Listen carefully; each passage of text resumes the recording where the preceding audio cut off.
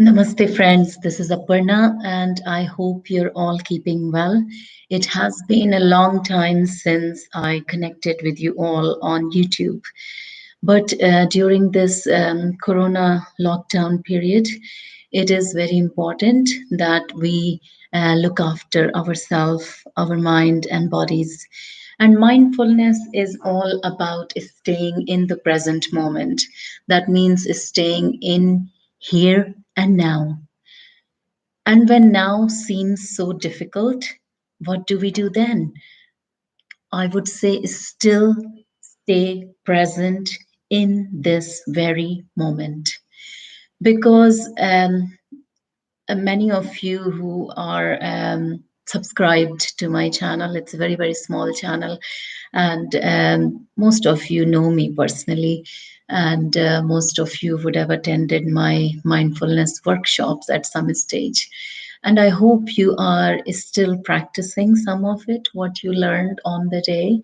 And that's the only way, that's the only support we have at this time. So, as you all know, that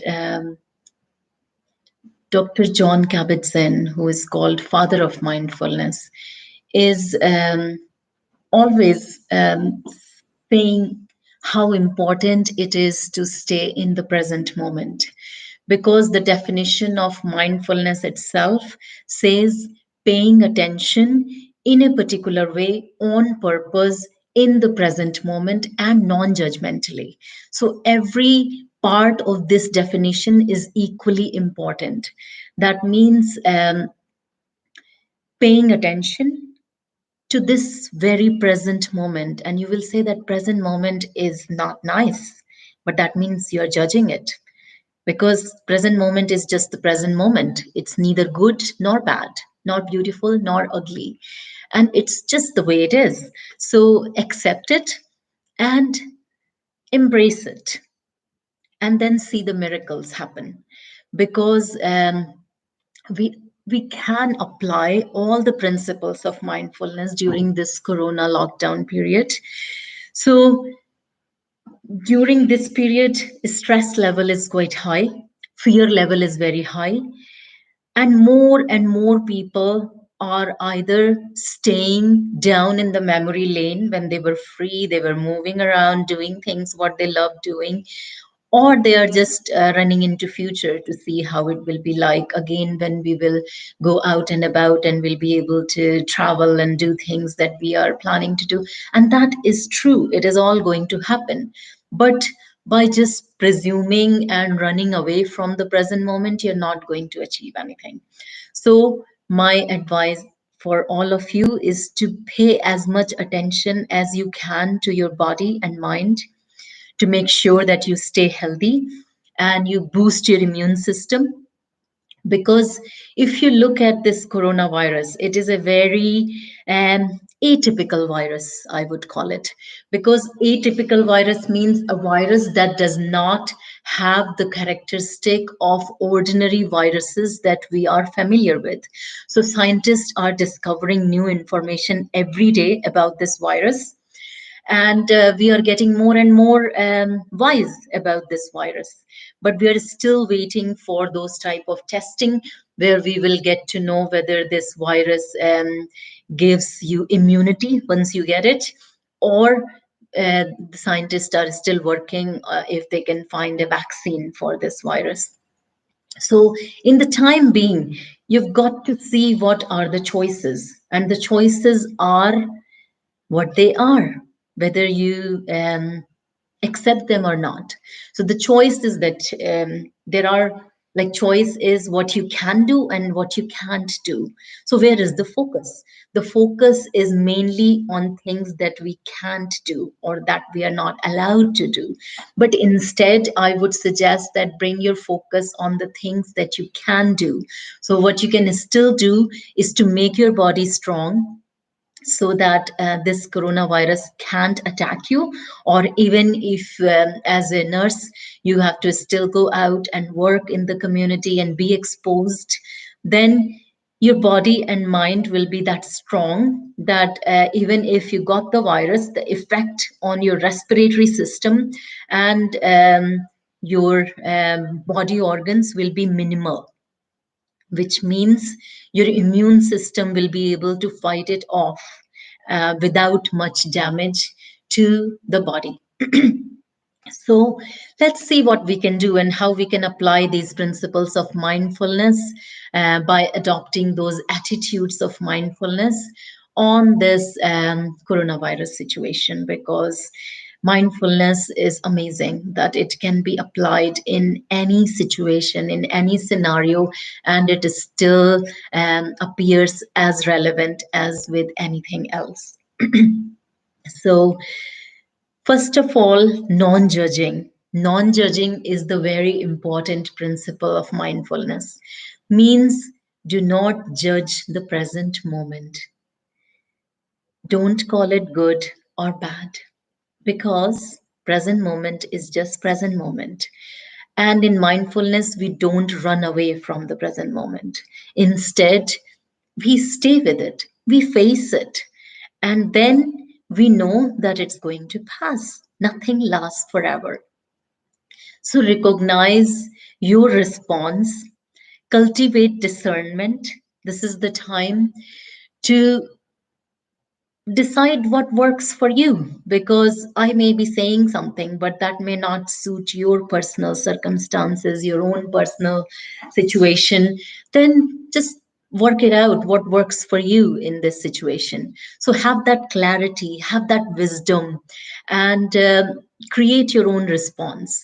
And do not get caught up in this likes and dislikes of this situation. So a lot of people are like, I don't like this being inside home, and I don't like not to be able to go out, not to be able to travel, not to be able to go to my work. But when we don't have a choice, it's better not to judge. So do not judge this situation.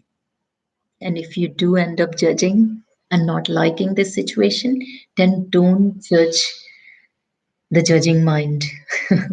So just recognize that you are judging this situation, but it's neither good nor bad. It's just simply the way it is. So it's not in your control if you are like every other person in the world is caught up in this coronavirus situation. So the choices are still there to mind the body and mind the mind. Yes. So the next principle of mindfulness that we can apply in this coronavirus situation is acceptance. Acceptance always brings peace. So when we say accepting the current situation for what it is, nothing passive. It's not a passive situation. Like, so acceptance is never passive.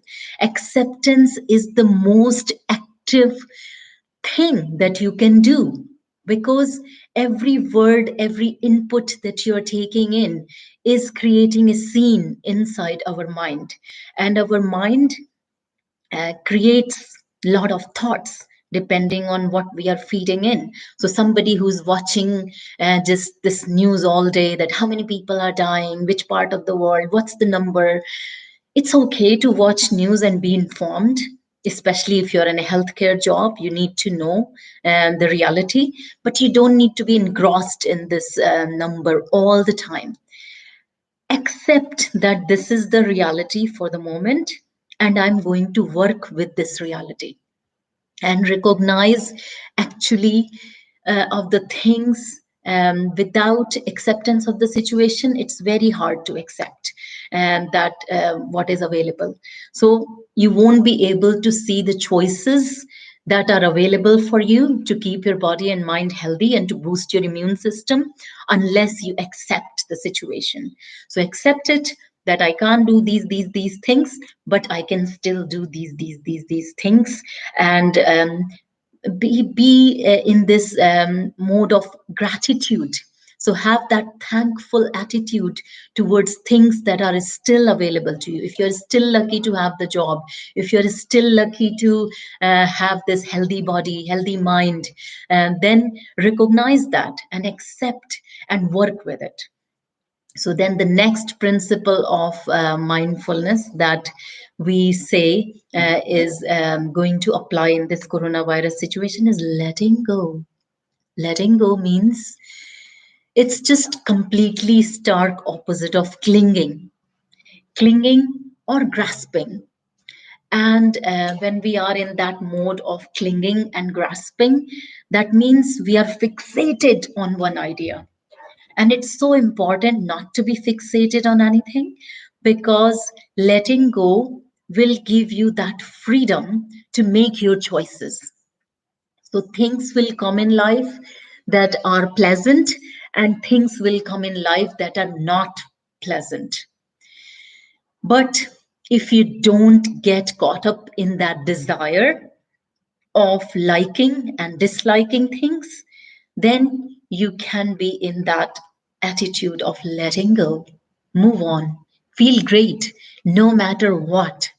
So, those who are practicing mindfulness on a regular basis, their mind has already activated those areas of the brain that even in these unfavorable circumstances, they're still feeling at peace. They are still feeling lifted. They're still feeling happy, not necessarily very happy all the time, but we say samasthiti. Samasthiti means feeling that balance and equilibrium in our life. So, not going on high when things are extremely good, and not going down very low when things are falling apart. So it's easy to be happy when everything goes with a song, but a man worthwhile is he who can smile when everything goes dead wrong. So it is important that we keep smiling, we still keep doing things that are in our control, and we still keep practicing mindfulness. So the other very, very important principle of mindfulness that we can apply in this current challenging circumstance is non-striving. Meditation is all about non striving. But again, there's nothing passive about it. So if you have done meditation, or if you are a regular meditator, you know that your sense is heightened when you are meditating. So non striving means actually allowing things as they are and letting things as they are, and not running or chasing after anything. Even if you feel like, oh my god, I have had enough, and I would love to this all to end, the economy is suffering, I'm suffering, my family is suffering. Yes, that's exactly this mindfulness practice started when somebody realized that humankind is suffering, and that man was Buddha. Buddha talked all about human suffering. And then, like a good doctor, he came out with this medicine for suffering, for human suffering. And that medication is called meditation. So if you can meditate at this time, it is going to have miraculous effect on your mind, and it is going to help you to stay in the present moment. And we don't run or escape in mindfulness. We always stay with the present moment, no matter how it seems. We don't judge the present moment as good, bad. We don't get caught up in these ideas of likes and dislikes. And then the next important principle that Dr. John Kabat-Zinn mentions when he talks about these attitudes of mindfulness. So one of that very important principle of mindfulness is trust. Yes, trust is a deep sense of knowing and believing. Having that deep sense of wisdom and natural wisdom that only you possess. Nobody else, no wise person, no spiritual leader, no religious leader, and nobody can give it to you. That's your own natural wisdom that resides here in this head.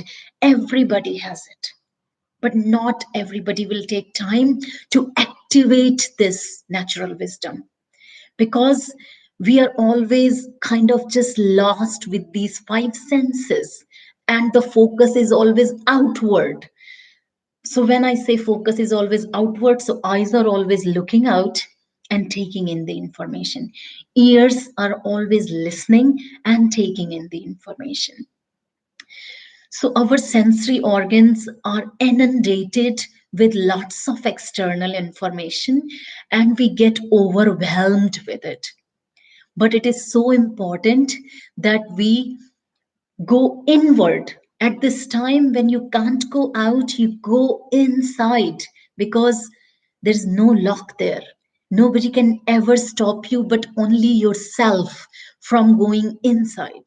So this is the time to develop your own natural wisdom, develop your own understanding of this situation, boost your own immune system by regular exercising. It's not a luxury anymore. You don't have a choice. When you're staying indoor, you must exercise every day. You must find some time to work with your own mind every day. It is really, really important. And with this message, I'm going to end. But before I end, I would like to mention Eckhart Tolle. Eckhart Tolle is a very famous name in the field of mindfulness. And he says that there are three ways in which the ego will treat the present moment. So we all have ego, and ego is not always a bad thing. A healthy ego is a good thing, but most of the time, if it is not kept in check, then this ego can become so big that it takes over this real self, and it enhances those qualities in us um, that are that are giving false perception. So he says that there are three ways in which the ego will treat the present moment. Either it will treat the present moment as a means to an end, or it will treat the present moment as an obstacle.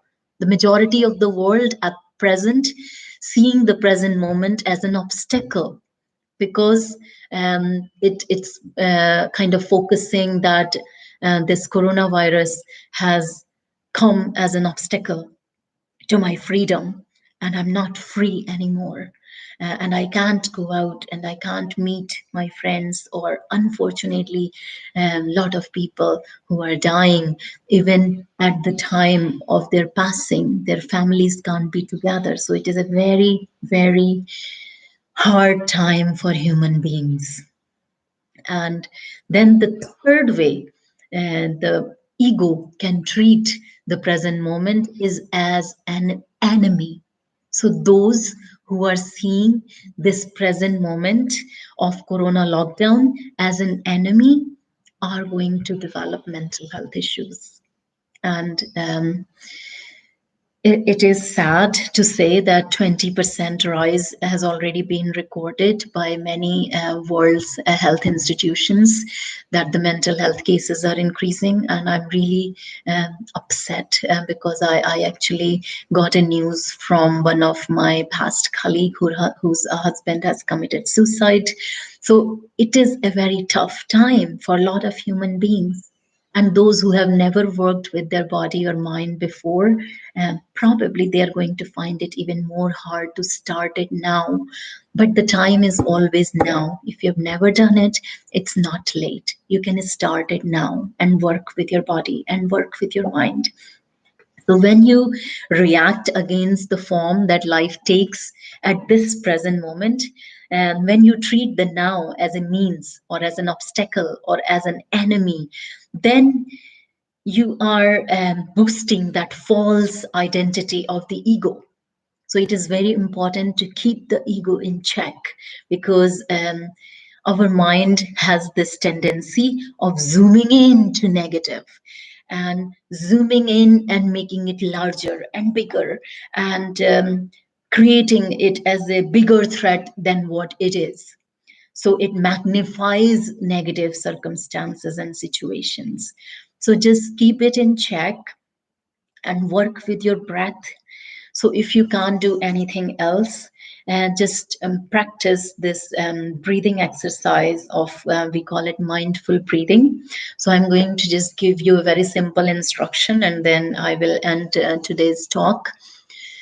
So all you need to do is sit on a chair with your shoulders kind of relax. So there you're not holding them tight like this, or neither you're kind of sitting in this very casual manner. So your back is straight and you are sitting in a dignified manner with the straight body, and the head is sitting right in the center of the shoulders, and your hands sitting on your lap. And then you can either keep your eyes open or you can keep them closed, whichever suits you best. And then just start to focus the attention on the breath. You can do it now, and then you will know what you will be doing exactly when you practice yourself. So take a moment to draw all the awareness on this in breath. Feel the breath coming in.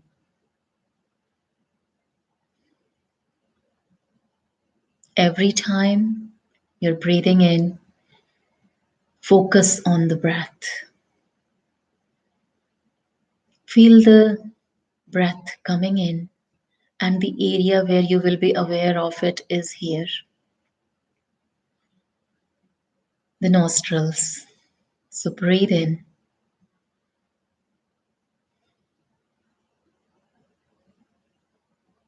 Now, after focusing on the in breath, start to draw all your awareness on the out breath.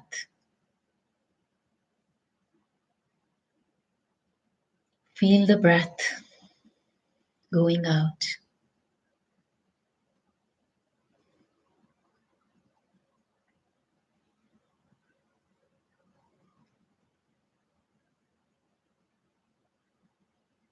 So when the breath is leaving the nostril, leaving the body, you're following that out breath.